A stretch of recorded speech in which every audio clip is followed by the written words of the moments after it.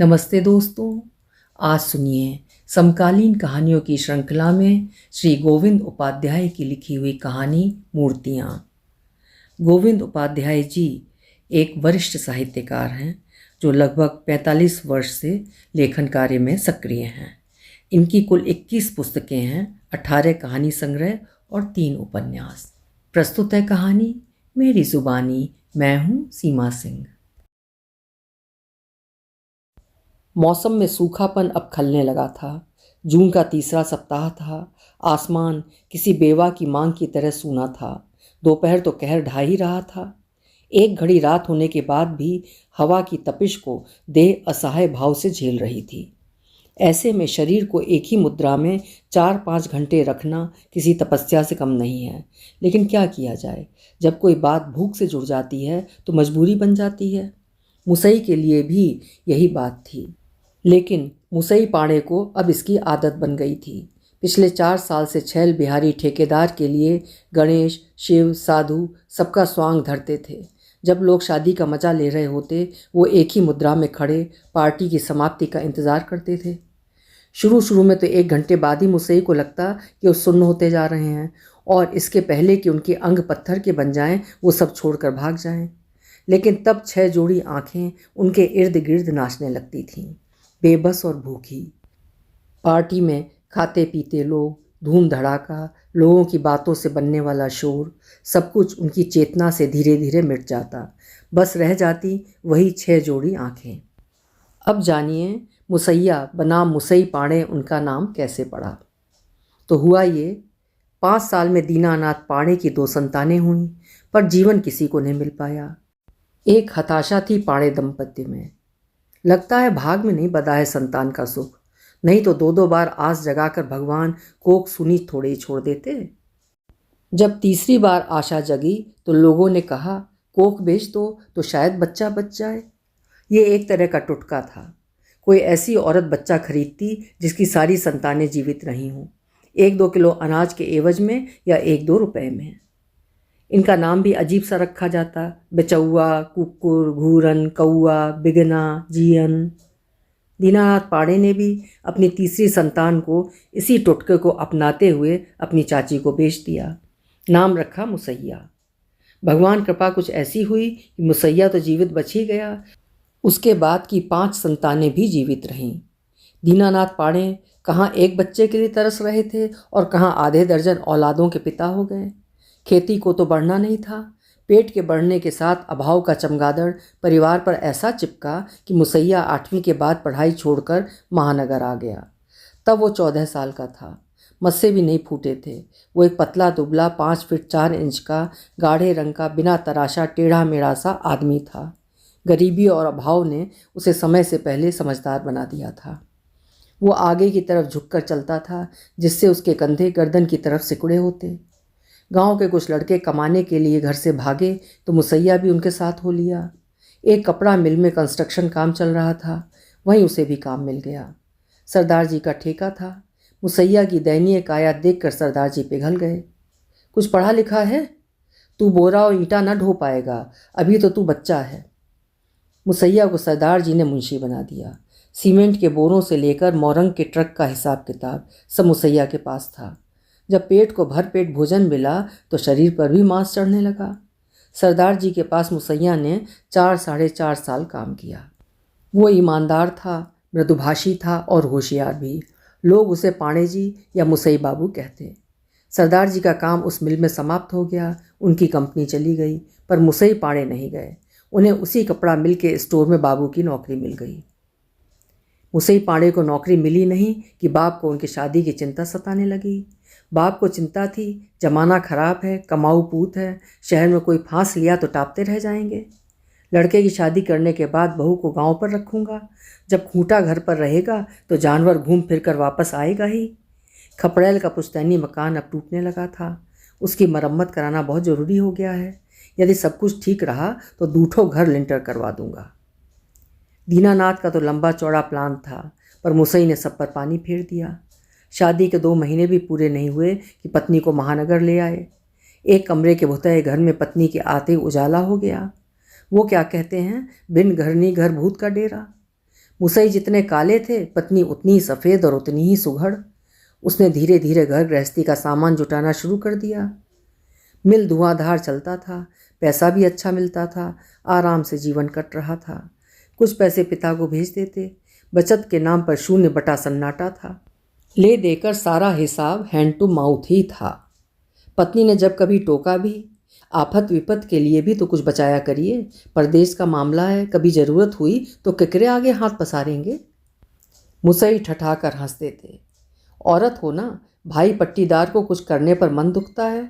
अरे उनको भी तो हम ही से आशा है।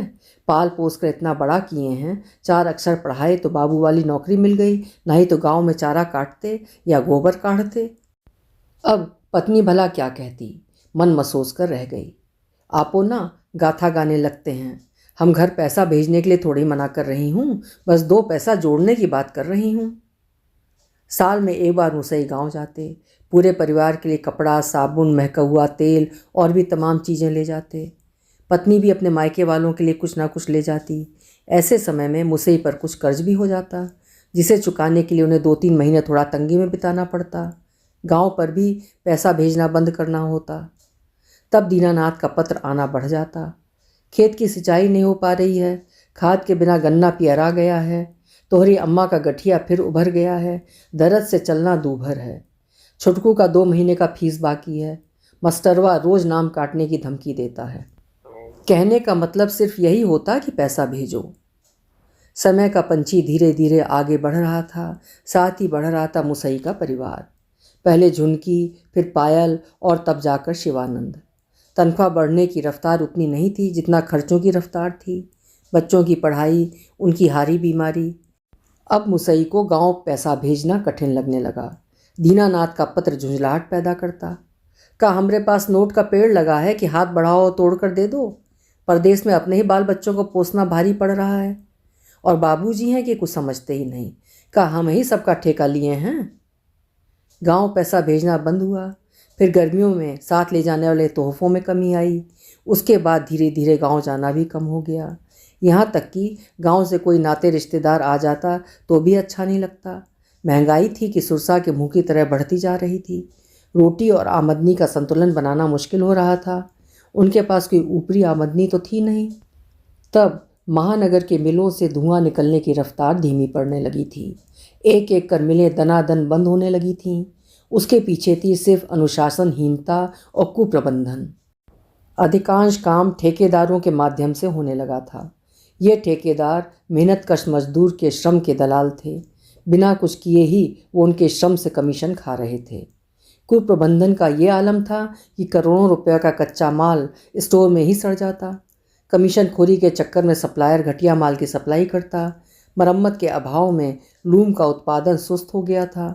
इसका सबसे ज़्यादा प्रभाव स्थायी मजदूरों के जेब पर पड़ना शुरू हो गया।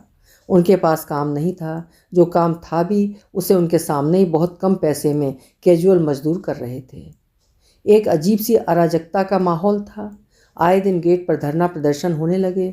फिर अचानक एक दिन मुट्ठियाँ तनी, गला चीखा, एक उद्घोष हुआ और मोटा सा ताला गेट पर लग गया।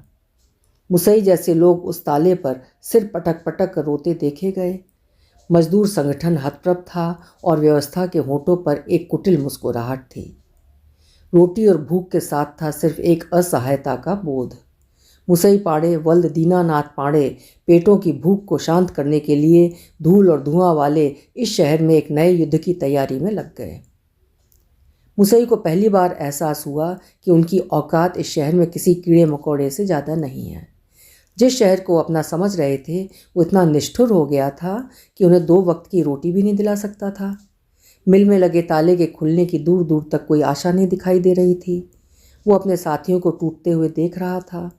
हालात यहाँ तक बिगड़ गए थे कि घर की औरतें चौका बासन करके पैसे लातीं तो घर का चूल्हा जलता। रहमान मियाँ ने जो लूम के इतने अच्छे कारीगर थे, एक दिन ट्रेन के आगे कूदकर आत्महत्या कर ली। उन्होंने अपनी बेगम को मज़ार के बाहर भीख मांगते देख लिया था। किस्नू का दाहिना पैर ही घुटने के नीचे से कट गया था। वो 2 स्टेशनों के बीच फेरी लगाता था। छापा पड़ा तो घबराहट में चलती ट्रेन से कूद पड़ा। सामने से आती मालगाड़ी से बचते बचाते भी उसे अपने पैरों की कुर्बानी देनी पड़ी। अब उसकी युवा पत्नी घर चलाती है, वो घर में बैठा बच्चा संभालता है। मुसई भी 8 महीने के लंबे इंतज़ार के बाद थकने लगे थे। इस बीच 2 बार गांव भी गए, लेकिन नौकरी जाने की बात सुनकर सबने मुंह घुमा लिया। यहाँ तक कि पिता ने भी यही कहा। जब तक माल मिलता था तो ना बाप भाई थे, ना ये गांव लौक रहा था। आ नौकरी छूटी नहीं कि दांत निपोड़ते चले आए कपारे पे। अरे भाई, जो पहले से यहाँ पर मर बुता रहे हैं उन्हें देखें कि इनको। इतना दिन शहर में कमाए तो किए का, सब चाट पोछ कर बराबर कर दिए। पत्नी ने तो साफ साफ हाथ खड़ा कर दिया, मुएंगे या जिएंगे, रहेंगे अब महानगर में ही। अजनबी की लात बर्दाश्त है, पर भाई पट्टीदार की ऐसी बातें भी बर्छी जैसी लगती हैं। मुसई ने ठेला लगाना शुरू कर दिया। हर माल 2 रुपए, चाहे चने की पुड़िया हो या बादाम की, लवंग की पुड़िया हो, इलायची की, सबकी कीमत 2 रुपए। शुरू में अजीब सा लगता, गली गली आवाज़ लगाना, 2 रुपए 2 रुपए। रोटी का सिलसिला चल निकला। मुसई पाड़े, बड़े बाबू टेक्सटाइल, अब मुसैया ठेले वाला हो गया था। अब मुसई का कोई स्वप्न नहीं था, सारे अरमान भूख के आगे दम तोड़ चुके थे। बस सुकून से 2 वक्त की रोटी मिले की चाहत थी। महीने के आरंभिक दिनों में बिक्री ठीक ठाक रहती, लेकिन जैसे जैसे तारीख महीने के अंतिम छोर पर पहुंचती, लोगों की या तो आवश्यकता कम हो जाती या फिर उनके पास पैसे खत्म हो जाते। ऐसा ही महीने के अंतिम दिनों की एक उदास शाम थी, जब छैल बिहारी ठेकेदार उसे मिला था। 4 घंटे में 200 रुपये। किसी शादी में शंकर के वेश में बैठना था। मुसई को काम आसान लगा था, पर बैठने पर पता चला कि एक ही मुद्रा में 4 घंटे बैठना कितना यातनापूर्ण है। काम के बाद 200 रुपये जब हाथ में आए तो एक बार की सारी थकान छूमंतर हो गई। फिर तो छैल बिहारी उसका एजेंट हो गया। 2 रुपये की वस्तुएं दिन भर बेचने के बाद रात को मूर्ति का स्वांग करना बहुत कष्टप्रद होता। हालांकि ये काम साहलक तक का ही था। बेटियों की पढ़ाई बंद हो चुकी थी। शिवानंद ही स्कूल जाता था, उसका भी पढ़ाई में मन नहीं लगता। साहलक में ज़्यादा पैसा कमाने के चक्कर में छैल बिहारी ठेकेदार ने दोनों बेटियों को भी काम करने की सलाह दी। झुनकी और पायल द्वार पर खड़ी होकर आगंतुक मेहमानों पर फूल बरसाती। झुनकी समझदार थी, कुछ दिन बाद वो भी मूर्ति बनने लगी। कभी राधा की तो कभी पनघट पर खड़ी गोरी की सफ़ेद संगमरमर की मूर्ति बनती, कभी जलपरी। छैल बिहारी ठेकेदार की गिद्ध नज़र सभी मूर्तियों पर रहती। शरीर में हल्का सा कंपन हुआ नहीं कि छैल बिहारी खोपड़ी पर आकर खड़ा हो जाता। खजुआ रहा है का? अभी साले 4 चप्पल मार कर निकाल दूंगा। मादर, मना किया था ना कि तांडव शंकर तू नहीं बन सकता, लेकिन तूने मेरे डंडा कर दिया था कि गुरु मुझे ही देना। अब काहे मेल रहा है बे? तब छैल बिहारी किसी क्रूर राक्षस से कम नहीं लगता। सभी चुपचाप छैल बिहारी की गालियां हजम करते। जब काम खत्म हो जाता तो खुद छैल बिहारी अपने हाथों में सबको खाने पीने की चीज़ें देता। उसने एक औरत और एक आदमी मालिश के लिए भी रखा था। वो सभी की अकड़न छुड़ाते और अंत में सबको उनका तय किया पैसा देता था। तब छैल बिहारी देवदूत सा दिखता। लेकिन रोज़ तो साहलग होता नहीं। जब होता है तो ये तो ज़रूरी नहीं कि लोग इस तरह के स्वांग वाले आदमियों की आवश्यकता महसूस करें। लेकिन अब मुसई को रोटी की इतनी चिंता नहीं रह गई थी। एक ठेला तो था ही, जिस पर मर चुके सपनों की अर्थी उठाए भूख से लड़ने की कोशिश जारी थी। छैल बिहारी पूरे 50% कमीशन का हकदार था। बाकी के 50% में ही साज सज्जा और कपड़ों आदि का किराया भी शामिल था। यह किसी कानून की किताब में नहीं लिखा था। छैल बिहारी 5 फुटिया काला गोल मटोल सा आदमी था। चलता तो लगता वो ज़बरदस्ती अपने पैरों को घसीट रहा है। वो रंगमंच के मसखरे सा लगता। बात भी वो नाटकीय ढंग से करता। उसके पास कई धंधे थे। वो बिजली की सजावट का भी ठेका लेता था, छोटा मोटा केटरिंग भी उठा लेता था। उसकी साइकिल रिपेयर की दुकान भी थी, जो चौराहे पर होने के कारण बढ़िया चलती थी। छैल बिहारी 24 घंटे सिर्फ नोट कमाने के बारे में सोचता था। मुसई को एक आंख नहीं भाता था। यदि रोटी से जुड़ा मसला ना होता तो वो अब तक छैल बिहारी को पीट चुका होता। जब से पायल आई है, छैल बिहारी के लक्षण मुसई को ठीक नहीं लग रहे हैं। बुढ़ा कमीना पोज बनाने के बहाने पायल को छूता रहता है। हद की सीमा उस दिन पार हो गई जब झुनकी को बुखार था और छैल बिहारी ने वादा किया था, अरे मुसई भाई, 1 आध घंटा में छोड़ देंगे। क्या बताएं भाई, अर्जेंट खबर आ गए। अरे वही बसंत शामियाने वाला। अरे भैया, 365 बार तो उसके लिए काम किए हो। चलो तुम्हें भी बगल में गणेश बनाकर खड़ा कर देंगे। मुसई ने मन ही मन हिसाब लगाया, पूरे 400 का मामला है, बस थोड़ी सी तो परेशानी है, गोली वोली देकर थोड़ी देर के लिए झुनकिया को खड़ा कर देंगे। बस यहीं मुसई गच्चा खा गए। एट होम था। 7 बजे से ही भीड़ होने लगी थी। 7:30 बजे छैल बिहारी ने दुलारे को कृष्ण और झुनकी को राधा बनाकर खड़ा कर दिया। थोड़ी दूर पर मुसई भी गणेश का मुखौटा लगाए खड़े थे। गर्मी से हाल बेहाल था। मुसई ने आंख से छैल बिहारी को इशारा किया। काहे बे, अभी तो आधा घंटा भी नहीं हुआ। छैल बिहारी गुर्राया। बिहारी भाई, जरा एक ठो पंखवा हम लोगों की तरफ घुमवा देते, बहुत उमस है। हाँ साले, हमारे बिटवा की शादी है, अभी तू भी जूता खाएगा और हमको भी खिलवाएगा। लेकिन बिहारी भाई, चुप साले। मुसई खून का घूंट पीकर रह गए। धीरे धीरे 9 बज गए। अब पार्टी पूरे उठान पर थी। डीजे पर इश्क कमीना वाला डांस चल रहा था। झुनकी की तबीयत ठीक नहीं थी। वो बार बार अपने पिता की तरफ याचना से देख रही थी। दुलारे तो मानो कृष्ण की मुद्रा में जड़ हो गया था। वो इस काम में सधा हुआ था। छैल बिहारी का कहीं पता नहीं था। 10 बजते बजते झुनकी की पीड़ा आंखों से पानी के रूप में बहने लगी थी। मुसई की इच्छा हुई कि गणेश का मुखौटा उतार फेंके और झुनकी को लेकर घर चला जाए। तभी छैल बिहारी दिखाई दिया। पान की गिलौरी मुंह में दबाए झूमता हुआ मुसई के पास आ गया।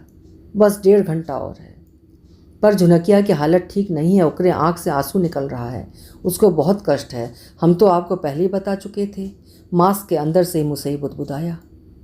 अबे, तेरी बेटी कोई राजकुमारी है जो ऐसे नखरे दिखा रही है? साले 2 जून की रोटी ना मिले तब सारे नखरा घुस जाएगा। घचाक! मुसई की लाश सीधे छैल बिहारी की तोंद से टकराई। छैल बिहारी घप्प से जमीन पकड़ लिया। मुसई ने गणेश का मुखौटा उसके मुंह पर दे मारा। छैल बिहारी का मुंह आश्चर्य से खुला था। पान की पीक उसके चेहरे से होती हुई कमीज पर टपक रही थी। मुसई ने झुनकी का हाथ पकड़ा और गेस्ट हाउस से बाहर निकल आया। अभी आप सुन रहे थे वरिष्ठ साहित्यकार गोविंद उपाध्याय जी की लिखी हुई कहानी मूर्तियाँ। एक बेबस, लाचार और बुरे समय की मार से टूटे हुए एक परिवार की कहानी। आशा है आपको पसंद आई होगी। कल फिर मिलेंगे। आपका समय शुभ हो।